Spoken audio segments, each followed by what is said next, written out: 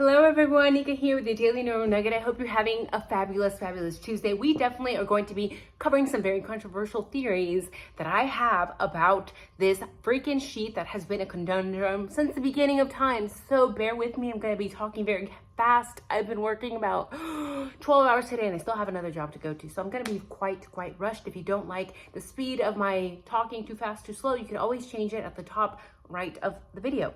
Now, I did brew some tea. I have wild rose from my garden. Literally looks like this. I kind of munched on that one. High in vitamin C, great for skin. This is what it looks like. I put about a tablespoon of rosebuds in there and steeped it for about 10 minutes. Smells like roses, tastes like roses, and it's great for reducing anxiety, lowers your cortisol, great for the skin, and it just tastes really good. By the way, I'm not a medical doctor, so talk to your doctor. This is not medical advice.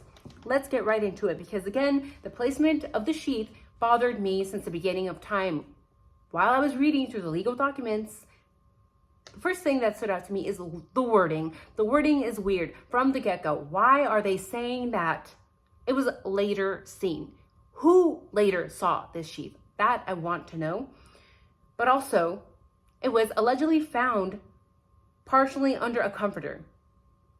Very strange to me because remember, back in the day, back in November 2022, when this crime first took place, cops lied to us, first of all, and then they told us that the victims had been sleeping. So I'm like, okay, so how was it partially under a comforter? But the wording of the PCA, the fact that it was then later found, it just makes me wonder. How much later was it found? Was it found 10 minutes later? Was it supposedly seen from the door? How did one person see it but not the other? When you look at the room and the way the victims were laid out, supposedly, and where the sheath was located, it's all too convenient, I think. Now, people don't like to speculate that cops could do horrible things, but when you analyze Moscow PD, their track record is not good. Other agencies involved in this case also have horrible track records, including ISP, Idaho State Police. So a lot of things could have happened. Could this sheath have been planted?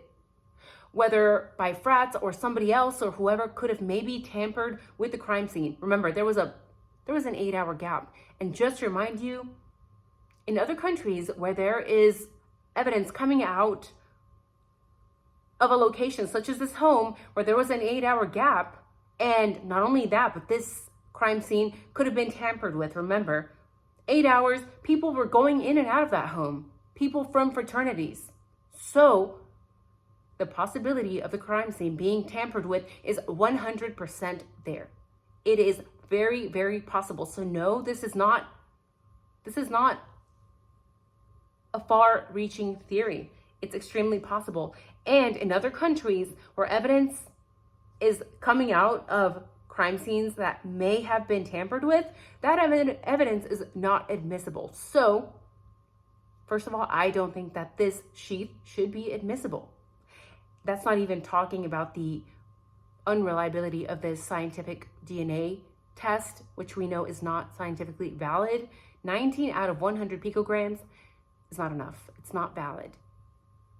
And then we have the problem of the 8-hour gap. And then we have the problem of people entering and exiting the home and being in and out of the crime scene home before the cops even arrived. It's a problem. It should be inadmissible, I think. Now, if supposedly it was BK who allegedly had this sheath and this K-bar, you're going to tell me that the same guy who allegedly drove his own car, who allegedly didn't care about ring cams, who allegedly did not care about CCTV, why would this person who does all these other things, who doesn't care, would bring a sheath? That's incongruent. And when you see things that are very incongruent like that, that's a problem. Of course, you guys know how I feel about BK. I don't think he was involved at all. But this just shows the level of recklessness, I think, from LE, because they're trying to say he did all of these things, but then he brought the sheath, right? They didn't plan this out right. Now, let's not forget about the Halloween party with frat houses taking pictures with something that looks a lot like a K-bar, does it not? By the way, there is a Washington Times article, and it's called Cop Under Internal Affairs Probe. But I scrolled down to the bottom of the article because, of course, they don't share the name of the officer. But I found a very interesting comment from one person in this entire article, and I think it's funny that Washington Times left it there because it's very informative. Again, you have to take these comments with a grain of salt because we don't know who's actually typing this behind the other side of the computer.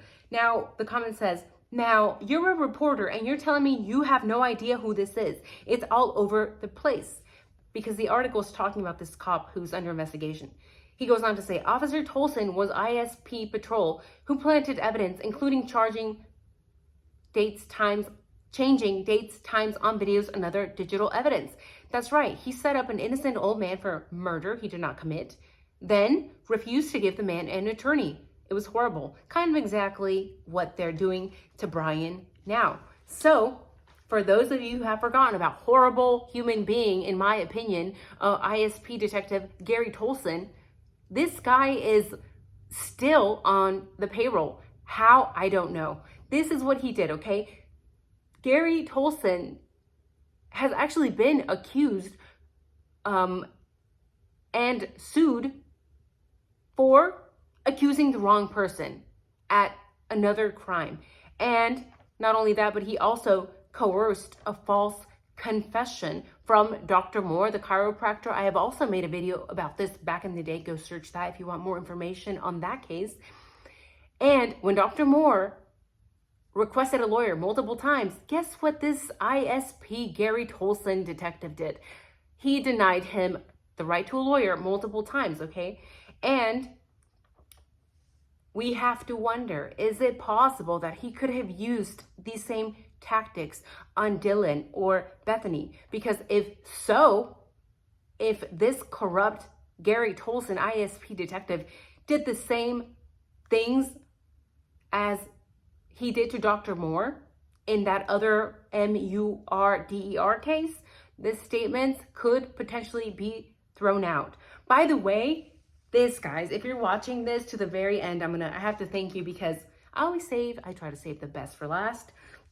This guy gives me the creeps. You know why? Because in that case where he accused the wrong person of unaliving somebody else and denied him his freaking rights, he did very similar things in this case. Detective Gary Tolson has been involved in the IDAHO4 since day one, from what we know. Interestingly enough, when we look back at Dr. Moore's case, guess what Gary Tolson did? He also used a similar tactic of using vague references to a white vehicle and inaccurate timestamps, much like we see in the IDAHO4. And Gary Tolson, again, still involved in this case and still on the payroll. Tolson was one of the 3 officers at the autopsies of the victims of the IDAHO4, and he did the interviews. So should Gary Tolson be looked at?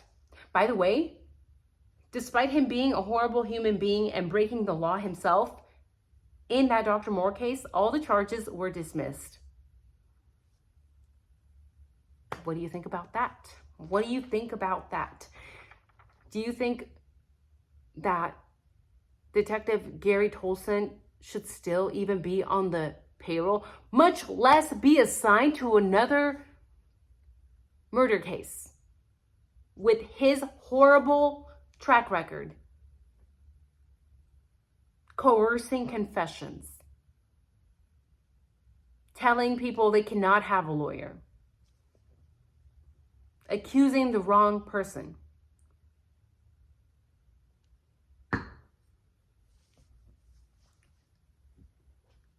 For me, the most telling about this whole video, if you take anything away from this video, is like, wow, Gary Tolson is not even smart enough to use different tactics this time.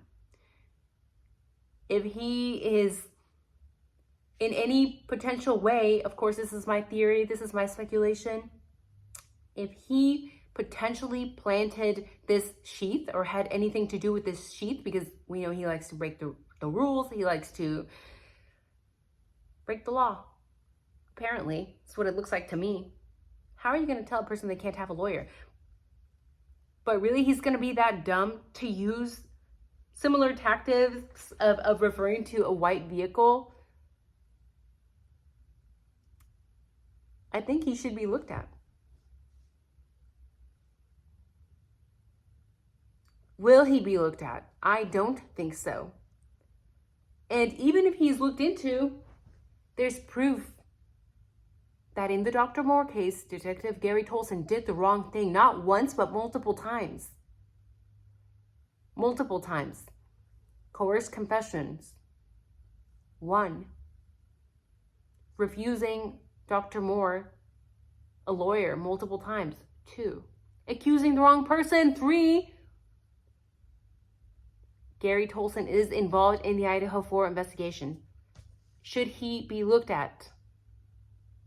If you think he should be looked at, if you think that if it's remotely possible that he may have planted a sheath somehow, leave a 1 down in the comments. And if you think this is a horrible conspiracy theory that no cop ever, especially Detective Gary Tolson, could do something so horrible, and that I'm crazy and out of my mind and this could never happen, leave it 2. That's it for the day, guys. I have to get to my other job. Cheers, drink your tea, stay healthy.